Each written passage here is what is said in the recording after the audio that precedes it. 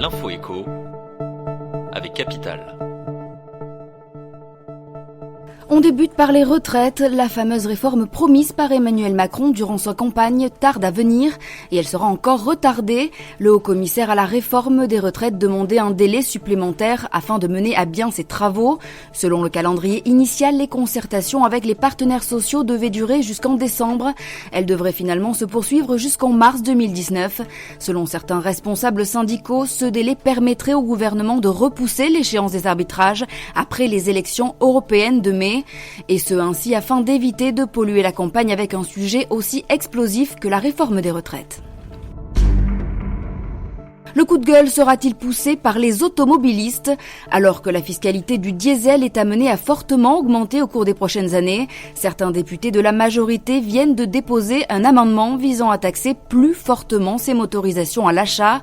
Le texte qui sera présenté demain aux commissions des finances de l'Assemblée propose un durcissement du barème du malus écologique pour les véhicules roulant au gasoil, et ce en plus du tour de vis déjà décidé par le gouvernement pour janvier prochain. Objectif: rétablir l'équité entre essence et diesel. Capital s'est entretenu avec le député à l'initiative de cet amendement. Retrouvez le possible nouveau barème sur capital.fr. L'info pratique de Capital concerne les chiffres du chômage et ils sont encourageants.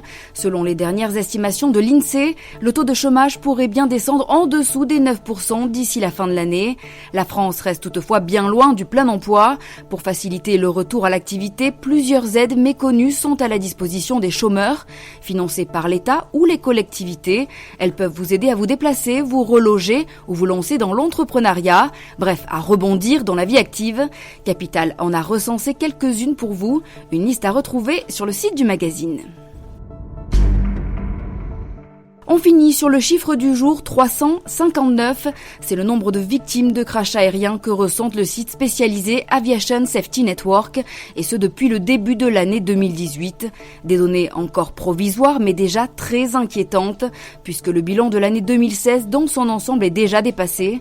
Il y a 2 ans, 303 personnes avaient perdu la vie au cours d'un crash. Parmi les accidents les plus dramatiques, on peut citer celui du vol 972 Cubana de la compagnie Cubana de Aviación. Il a tué 107 personnes le 18 mai dernier. C'était l'info écho avec Capital.